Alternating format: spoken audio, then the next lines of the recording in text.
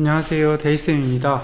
오늘 대입탐구 주제는 학생부 교과 전형 중에서 전형 방법을 제가 탐구해 보려고 준비를 해왔습니다. 학생부 교과 전형이 예전에는 성적이 높은 순으로 선발된다 이렇게 이제 한 가지만 알고 있으면 되는 전형이었는데요. 점점 복잡해지기 시작해서 그 전형 방법이 다양해지고 있습니다. 그 중에 정성평가라고 하는 방법이 도입되면서 교과 전형도 상당히 큰 변화의 모습을 보여주고 있고요. 그래서 오늘은 제가 학생부 교과 전형의 전형 방법에 대해서 자세하게 말씀을 드리도록 하겠습니다. 학생부 교과 전형은 내신이 1.7, 1.5 있으면 누가 합격을 한다고 흔히들 생각을 하냐면 1.5인 학생이 당연히 1.7을 이긴다라고 생각을 했던 게 기존의 교과 전형이었습니다. 그런데 어느 순간부터 아마 작년일 것 같은데요. 내신이 1.7인 학생이 학생부 교과 전형에서 1.5인 학생을 이긴 사례들이 나타나기 시작했습니다. 그리고 그런 결과는 아마 올해 입시는 더 크게 많이 나타날 확률이 있다고 생각이 되는데요. 그러면 학생부 교과 전형 방법이 어떻게 다르고 어떻게 해서 1.7 학생이 1.5를 이길 수 있는지에 대해서 말씀을 드리도록 하겠습니다. 학생부 교과 전형의 주요사항을 먼저 좀 말씀을 드려볼까 하는데요. 학생부 주요사항은 많이 잘 알고 계시겠지만 첫 번째로 학생부의 교과 성적을 각 대학이 반영하는 반영식으로 계산을 하게 됩니다. 그래서 산출 방식이 있는데요. 대학마다 반영 비율, 등급간 점수, 반영 과목 이런 것들이 약간의 차이를 보이고 있습니다. 다르다는 거죠. 다르기 때문에 같은 등급이라고 하더라도 A대학과 B대학과 C대학 실제로 대학에서 학생을 선발할 때 사용되는 산출 점수의 차이를 보이게 됩니다. 학생을 대학에서 이제 선발을 할 때는 1000점으로 환산을 하게 되거든요. 즉 학생부 교과만 반영한다면 교과가 1000점, 다른 요소가 들어간다면 학생부 교과 얼마와 다른 요소 얼마 이렇게 1000점을 만들게 됩니다. 근데 이 반영 비율, 등급간 점수, 반영 과목 어떻게 반영하느냐에 따라 방법에 따라서 총점이 달라지는 경우가 많기 때문에 이 산출 방식은 반드시 좀 아셔야 되고요. 그런데 이제 이 부분은 각 대학들 홈페이지에 굉장히 안내가 잘 되어 있기 때문에 한번 지원을 희망하시는 대학의 홈페이지에 방문하시면 충분히 확인하실 수 있다. 그렇기 때문에 이게 중요하다라는 걸 아시고 직접 한번 해보셔도 충분하다라고 말씀을 드릴 수 있습니다. 가장 큰 요소 중에 하나가 또 수학능력 수능 최저학력 기준이죠. 이 수능 최저학력 기준이 올해는 어려운 상황이 되어 있습니다. 아무래도 다 알고 계시겠지만 이제 의과대학 증원, 의대생 증원 문제로 인해서 아무래도 의대생을 많이 뽑게 되지만 수능 시험을 보는 학생들의 수는 같이 늘어나겠죠. 근데 의대를 준비하는 학생들이 수능을 잘 볼 것이냐 못 볼 것이냐 단순하게 생각해 보더라도 수능 시험을 잘 볼 확률이 높은 거죠. 그리고 수능 시험을 준비하는 학생들이 과연 고3 즉 현역만 있을까 아니면 반수, 재수, 삼수 이상의 사람들이 있을까? 그러면 기존에 수능을 응시하던 그 응시생보다 다른 조건을 가지고 있는 응시생들이 많아지게 될 겁니다. 여기서 발생하는 문제가 올해 수능 최저학력 기준 과연 어떤 결과를 만들어낼까 가장 어려운 부분 중에 하나가 될 것입니다. 제가 붉은색으로 실질 경쟁률이라고 하는 부분에 붉은색을 좀 표시를 해왔는데요. 이 실질 경쟁률이 바로 수능 최저학력 기준이 주는 가장 중요한 문제예요. 무엇이냐면 각 대학이 요구하는 수능 최저학력 기준을 충족하느냐 못하느냐, 수능 최저학력 기준을 충족한 비율이 어느 정도가 되느냐가 실질 경쟁률인 거죠. 한 학과에 10명을 뽑는데 100명이 지원했으면 경쟁률은 10대 1이죠. 10대 1의 경쟁률이 과연 실질 경쟁률이냐, 수능 최저학력 기준이 있는 전형에서는 아닐 수 있다라는 겁니다. 즉 5명이 수능 최저를 못 맞춘다면 5대 1이 실질 경쟁률이 되겠고요. 7명이 못 맞춘다면 결국은 수능 최저학력 기준을 충족한 3명의 학생이 교과 성적으로 선발되는 경우가 되는 겁니다. 그래서 이 수능 최저학력 기준을 충족시킬 수 있느냐 없느냐 굉장히 중요한 문제가 되고 있는 것이고요. 충원 합격률 이거는 이제 최초 합격 이후에 추가 합격자가 얼만큼 되느냐 이런 부분이기 때문에 데이터를 살펴보시면 되고요. 재학생들의 수능 점수 이게 제가 이제 앞에 말씀드린 것처럼 반수생, 재수생 혹은 그 이상의 수험생들이 수능을 보게 되면 재학생들이 수능 최저를 맞출 수 있는 이러한 등급을 과연 맞출 수 있을 것이냐 이게 이제 하나 큰. 그래서 영어가 절대평가이기 때문에 아마 재학생들은 영어에서 가장 높은 좀 등급을 맞는 걸 최우선 전략으로 세울 확률이 높은데요. 이제 국어, 수학, 굉장히 이제 어려운 부분들이 생기게 될 것 같습니다. 그래서 이 수능 최저학력 기준이 교과 전형에서 좀 중요한 부분인데, 입시는 참 어려운 부분이라서 이 지원과 관련한 부분은 제가 다음 편 혹은 그 다음에 또 다른 내용을 준비해서 말씀을 드리면 될 것 같고요. 아마 오늘 혹은 올해 입시에서 또 중요하게 살펴보셔야 될 부분 중에 하나가 학생부 정성평가라고 하는 부분입니다. 기존의 방식은 교과 100이라고 해서 이 학생부 내신을 모두 계산해서 1000점으로 이제 등위를 뽑는 거죠. 이렇기 때문에 1.7은 1.5를 절대 이길 수가 없습니다. 등급이 낮기 때문에. 하지만 이 정성평가라고 하는 부분이 새롭게 도입이 되기 시작하면서, 쉽게 말씀을 드리면 이 정성평가는 학생부 종합전형에서 이야기하는 서류평가와 비슷한 방법이라고 보시면 돼요. 그러니까 즉 보통 교과 70, 정성평가 30 이렇게 구성되어 있는 경우가 많은데요. 등급, 점수를 700점으로 환산하고 300점의 점수는 학점처럼 평가를 하게 되는 것입니다. 그렇기 때문에 1.7인 학생이 등급으로만 계산했을 땐 1.5를 이길 수 없지만, 이 정성평가라고 하는 30%의 점수에서, 즉 300점의 점수에서 높은 점수를 받는다면 1.5인 학생을 이길 수가 있게 되는 겁니다.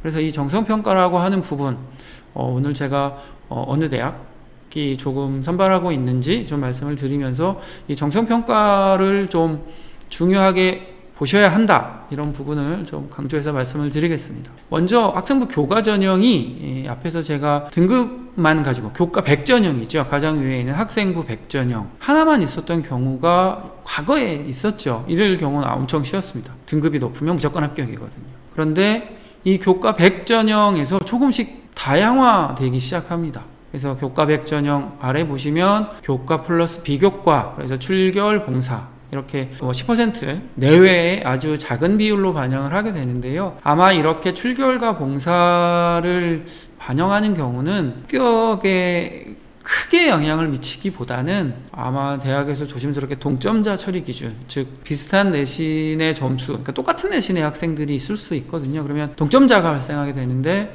이들을 변별하기 위해서 사용하는 평가 요소로 활용될 확률이 매우 높다, 이렇게 말씀을 드릴 수가 있고요.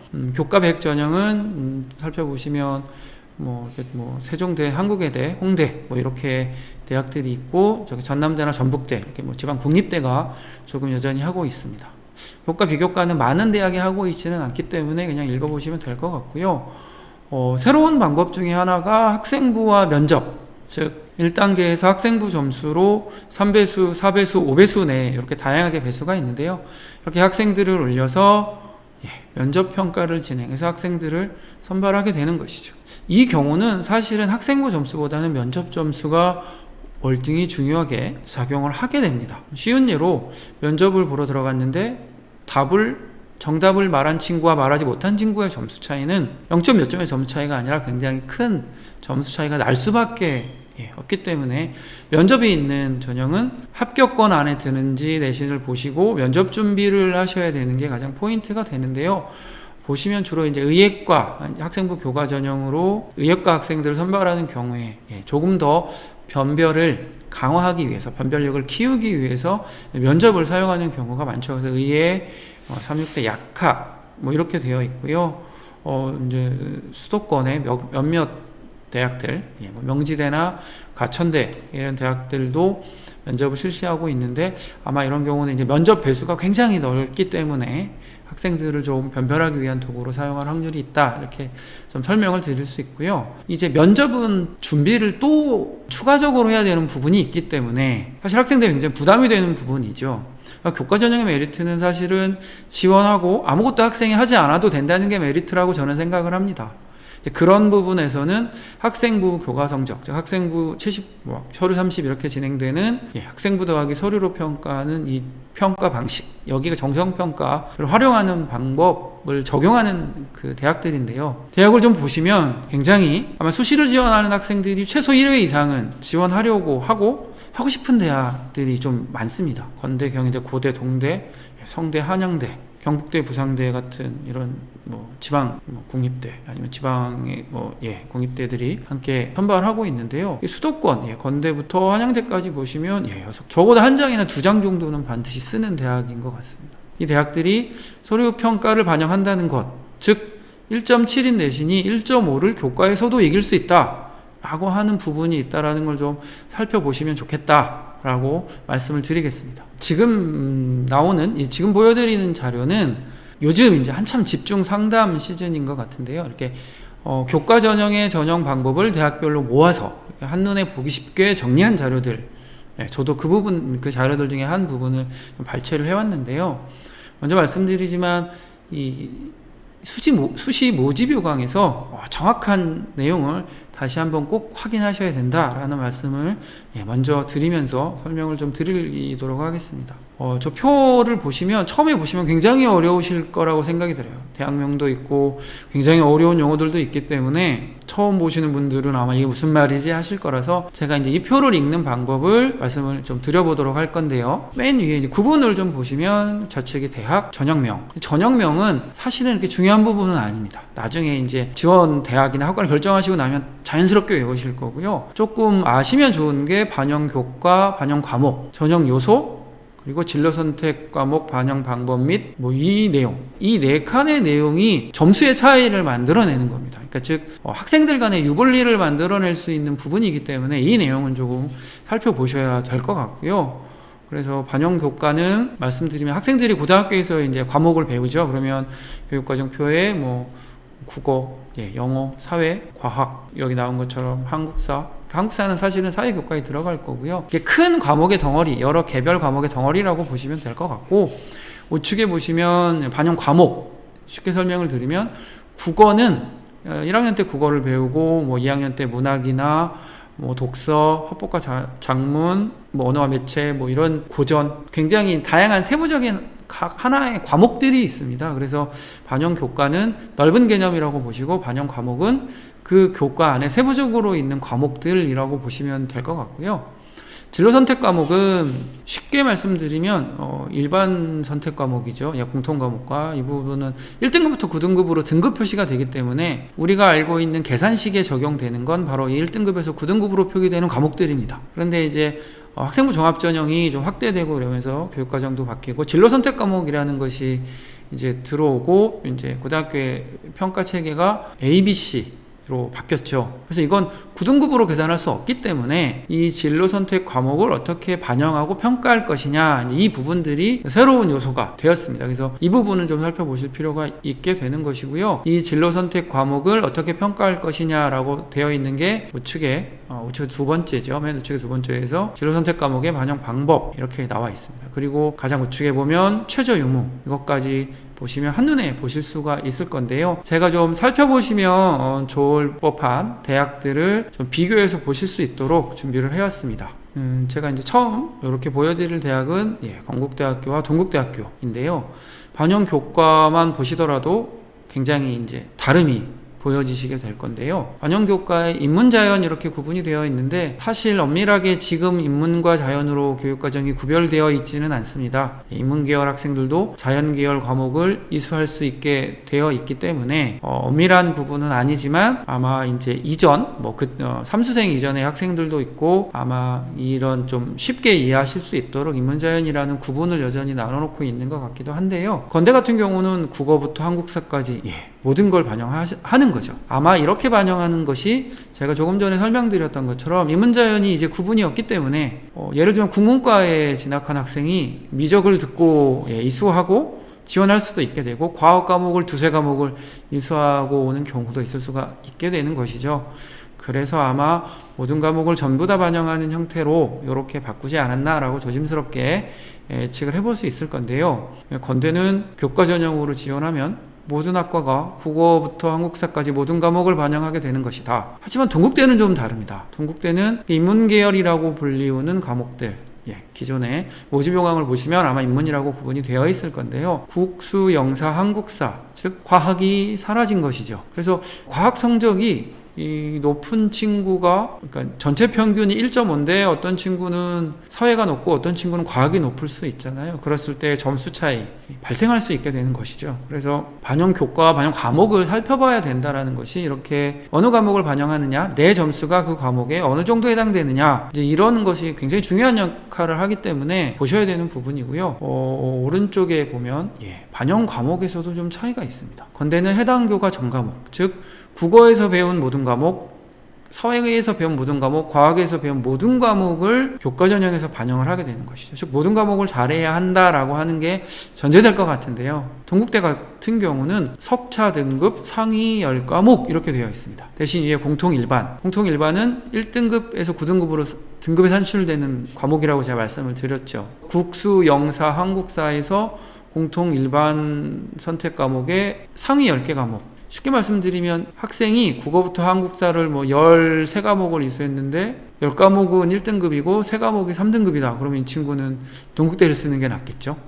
10개만 반영하기 때문에 10개가 1등급이면 제일 좋은 겁니다. 그래서 성적이 좋은 과목 10개만 반영하는 것이기 때문에 건국대와 동국대는 이 반영 점수, 산출 점수의 차이가 굉장히 크게 날 수 있습니다. 하지만 전형 요소에 보시면 교과 70 똑같고 비교과, 그런데 이 서류평가 30이 이 앞에 있는 반영 과목을 계산하는 70%의 점수를 이길 수도 있는 경우가 발생하고 있습니다. 이 부분들은 이제 각 대학 홈페이지에 가셔서 전년도 입학 결과를 보시면 아마 아실 수 있을 건데요. 이 서류평가 30을 반영하는 대학은 등급이 조금 낮더라도 충분히 뒤집을 수 있기 때문에 겁먹으실 필요가 없는 거예요. 그러니까 조금 더 공격적으로 교과 전형에 지원을 하셔도 무방하죠. 또 하나, 최저가 없습니다. 올해 서두에서 말씀드렸지만 의예과 증원 때문에 이 재학생들이 과연 수능 최저를 맞출 수 있을 것이냐, 이게 굉장히 이제 궁금증이거든요. 자신이 없다면 이렇게 최저를 반영하지 않는 교과 전형을 어느 정도 범위, 내신 범위 안에 들어온다면 한 장 정도 지원하시는 건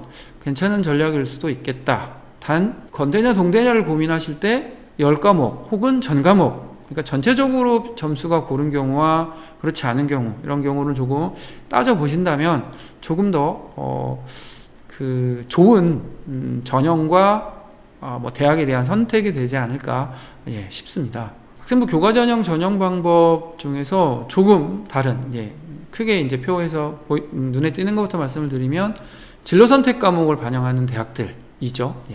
경인교대 이제 교대에는 대부분 면접을 실시합니다. 그래서 앞에서 살펴보신 건대와 동대는 교과 70, 서류 30, 면접이 없죠. 최저 없이. 그래서 내놓고 나면, 그러니까 지원을 하고 나면 다르게 할 게 없는 이러한 이볼리만 좀 따져보시면 되는 전형이라면, 교대와 같은 방식을 취하는 방법은 면접을 준비해야 된다라고 하는 큰 차이가 있고, 반영 교과, 건대가 정교과, 공통 일반 전 과목, 진로 선택도 전 과목이 되죠. 앞에서 살펴봤을 땐 진로 선택이 국난이었을 겁니다. 왜냐하면 정성평가를 하기 때문에 진로 선택이 이제 그 정성평가 안에 들어가는 것이었고요.